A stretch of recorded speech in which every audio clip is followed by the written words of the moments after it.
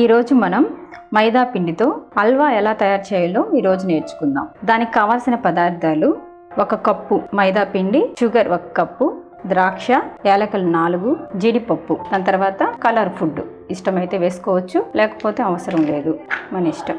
తర్వాత నెయ్యి, మనం ఇంట్లో తయారు చేసుకున్న నెయ్యి. దానికి మళ్ళీ వాటర్ కూడా అవసరం అవుతాయి. Water 1 litre water. Stove on చేయకముందు మైదా 1 కప్పు బాండల్లో అలాగే వేసుకోవాలి. 1 కప్పు మైదా పిండికి 1 కప్పు ఆయిల్. మనం ఏదైతే వాడుకుంటున్నామో సన్ఫ్లవర్ ఆయిల్ అన్నా పామ్ ఆయిల్ అన్నా ఏదైనా పర్వాలేదు, అలాగే దాంట్లో అలాగే వేసుకొని బాగా మిక్స్ చేసుకోవాలి. నెక్స్ట్ స్టవ్ వెలిగించి ఇంకొక స్టవ్లో 1 కప్పు మైదా తీసుకున్నాం కదా, 3 కప్పులు నీళ్లు, దాంట్లో 1 కప్పు చక్కెర, పాకం కోసం 1 కప్పు చక్కెర వేసుకోవాలి. పలుచుటి పాకం వచ్చేంత వరకు కలబెట్టుకోవాలి. దీంట్లోనే 4 యాలకులు దంచి దాంట్లో వేసుకోవాలి. యాలకులు దంచి వేసాను, ఇంకా పాకం అవ్వలేదు. దీంట్లో కొంచెం ఫుడ్ కలర్ వేస్తున్నాను.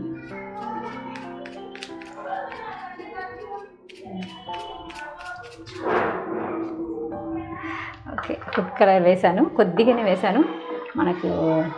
మీకు ఇంకా బాగా కలర్ఫుల్గా కావాలంటే మళ్ళీ వేసుకోవచ్చు. కొద్దిగా వేసుకున్నాను. 1 చిటికెడు సాల్ట్ వేసుకుంటే స్వీట్ ఐటెంలో చాలా బాగుంటుంది. స్వీట్ కూడా చాలా టేస్ట్గా బాగా తెలుస్తుంది.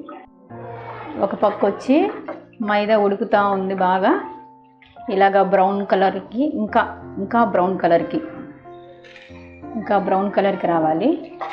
జీడిపప్పు మనకు బ్రౌన్ కలర్కి వచ్చిందంటే అప్పుడు మనకు ఉడికినట్టు. ఇంకా మనకు బ్రౌన్ కలర్కి రాల జీడిపప్పు, కాబట్టి ఇంకా మనం కలబెడుతూనే ఉండాలి. మీడియం ఫ్లేమ్లో ఇలా మనం కలబెడుతూనే ఉండాలి.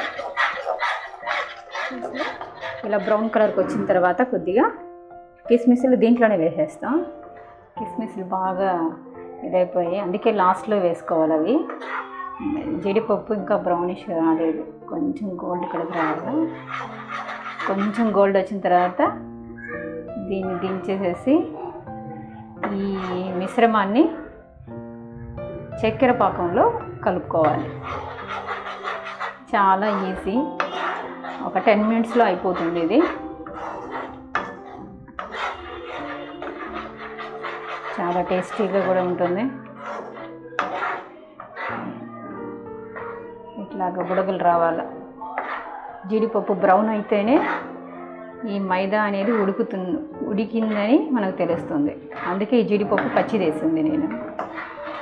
ఇప్పుడు మనం ఏం చేయాలంటే బ్రౌనిష్ అయిన తర్వాత సిమ్లోకి పెట్టుకునేసి పక్కన కాగబెట్టుకున్నాం కదా ఈ చక్కెర పాకం, చూసారా, పలుచంగానే ఉండాలి, చిక్కగా అవసరం లేదు. ఇట్లాగా నీళ్ళు ఉన్నా పర్వాలేదు. ఈ స్టవ్ కట్టేస్తాం.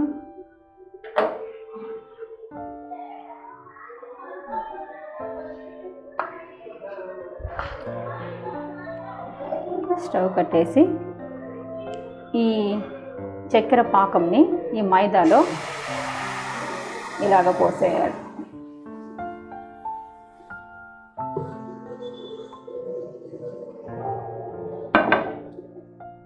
ఇలా పోసేసిన తర్వాత గడ్డగట్టకుండా ఇట్లా చిన్నగా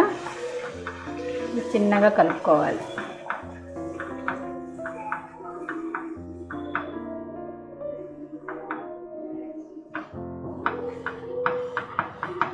కింద అడుగంటకుండా బాగా కలుపుకోవాలి.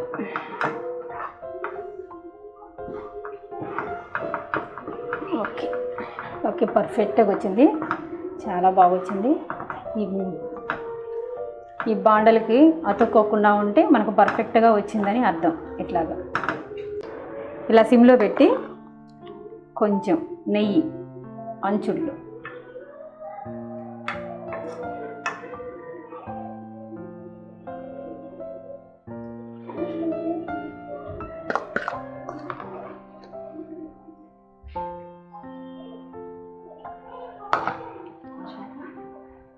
ఇలాగ నెయ్యి అంచుల్లో పోసేసి నెక్స్ట్ మూత పెట్టేసుకుందాం. ఓకే, మూత పెట్టుకుందాం. ఒక 5 మినిట్స్ అలాగే సిమ్లో బాగా ఉడకనిచ్చేసేసి తర్వాత దించి సర్వ్ చేసుకుందాం. 5 మినిట్స్ అయింది. 5 మినిట్స్ అయిన తర్వాత ఇప్పుడు ఓపెన్ చేసి చూద్దాం. Okay, super.